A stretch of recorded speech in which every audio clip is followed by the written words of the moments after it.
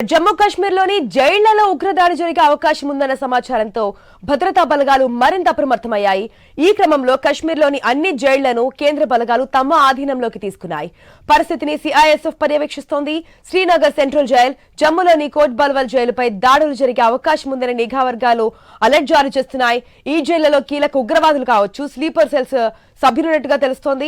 So వీరు దాడుల్లో ప్రత్యక్షంగా పాల్గొనకపోయినప్పటికీ కూడా ఉగ్రవాదులకు ఆశ్రయం ఇచ్చినట్లుగా వారికి కావాల్సిన సామాగ్రి సమకూర్చినట్లుగా ఆరోపణలు అయితే వినిపిస్తున్నాయి. మనం చూస్తున్నాం, ఏదైతే పహల్గామ్ లో ఉగ్రదాడి తర్వాత చాలా ప్లేసెస్ ఇంకా రెడ్ అలర్ట్ లో ఉన్నట్టుగా మనకు తెలుస్తుంది. మొన్నటి వరకు ఢిల్లీకి సంబంధించి కూడా అదే విధమైన ఇండికేషన్స్ వచ్చాయి. ఇక్కడ కూడా దాడులు జరగబోతున్నాయి. ఇప్పుడు ఏకంగా జైళ్లలోనే ఈ దాడులు జరగబోతున్నాయి అనేదైతే ఇన్ఫర్మేషన్ అందుతోంది. పూర్తి అప్డేట్స్ తెలుసుకుందాం మా ఇన్పుట్ ఎడిటర్ శ్రీకాంత్ ద్వారా.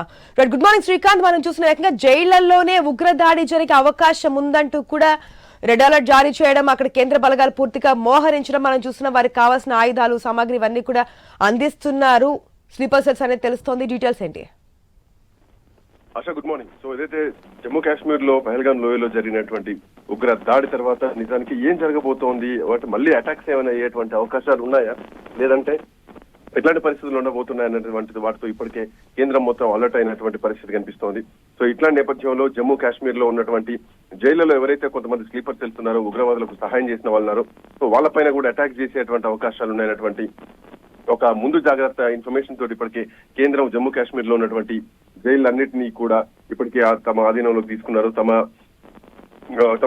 తమ సెక్యూరిటీలోకి తీసుకున్నటువంటి పరిస్థితి మాత్రం స్పష్టంగా కనిపిస్తోంది. సో ఏ క్షణం ఎక్కడి నుంచి అని ఇప్పటికే పాకిస్తాన్ ఒకవైపు యుద్ధాన్ని ప్రేరేపిస్తోంది, మరోవైపు ఎప్పుడు ఎట్లాంటి అటాక్ జరుగుతుందో కూడా తెలియనటువంటి పరిస్థితి కనిపిస్తోంది. ఇట్లా నేపథ్యంలో ఎక్కడ చీమ చిటుకుమన్నా తెలిసేటువంటి విధంగా జమ్మూ కాశ్మీర్ లో కొంత భద్రత మాత్రం కనిపిస్తోంది. ఇప్పటికే జైళ్లలో ఉన్న వాళ్ళు ఎవరైతే ఉన్నారో, ఉగ్రవాదులకు సంబంధించి ఉగ్రవాదులకి సహాయం చేసిన వాళ్ళు ఎవరైతే ఉన్నారో, సో వాళ్లకు వాళ్ళ పైన అటాకులు జరిగేటువంటి అవకాశం ఉంది, జైళ్ల పైన అటాకులు జరిగేటువంటి అవకాశం ఉందన్నటువంటి భావనతో ఇప్పటికే కేంద్రం మొత్తం కూడా జమ్మూ కాశ్మీర్ లోని సెంట్రల్ జైళ్లన్నీ కూడా తమ ఆధీనంలోకి తీసుకున్నాయి. సో ఏ క్షణం ఎక్కడి నుంచి అయినా అటాకులు జరిగేటువంటి అవకాశం ఉంది. సో ఇట్లా నేపథ్యంలో ఎక్కడ కేంద్రం కూడా చాలా అలర్ట్ గా ఉంది. ఇప్పటికే పహల్గామ్ ఉగ్రదాడి జరిగినటువంటి ప్రాంతంలో కూడా మొత్తం సీసీ కెమెరాలు ఒక 40కి పైగా సీసీ కెమెరాలు కూడా అరేంజ్ చేయడం జరిగింది. ఇప్పటికే ఒక 40కి పైగా ఏవైతే పర్యాటక స్థలాలున్నాయో వాటన్నింటిని కూడా కేంద్రం ఇప్పటికీ మూసివేయడం జరిగింది. సో ఇట్లా నేపథ్యంలో ఎక్కడ ఎలాంటి అవాంఛనీయ ఘటనలు జరగకుండా ఉండాలి. అట్ ది సేమ్ టైం మళ్ళీ తొందరలోనే అమర్నాథ్ యాత్ర కూడా స్టార్ట్ కాబోతోంది. సో అటు వచ్చేటువంటి భక్తులకు, దేశ ప్రజలకు కూడా ఒక భరోసా ఇవ్వాలి. సో ఇట్లా నేపథ్యంలో కేంద్రం మాత్రం చాలా అలర్ట్ గా ఉంది.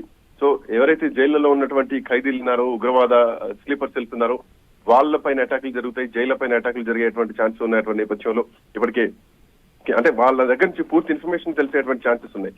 సో ఏమాత్రం వాళ్ళ విచారణలో ఏమాత్రం తేలినా కానీ ఇప్పటికీ కొంతమందిని ఆల్మోస్ట్ 140కి పైగా మందిని ఎన్ఐఏ వచ్చిన తర్వాత అదుపులోకి తీసుకున్నారు. సో వాళ్ళందరినీ కూడా విచారిస్తున్నటువంటి క్రమం కనిపిస్తోంది.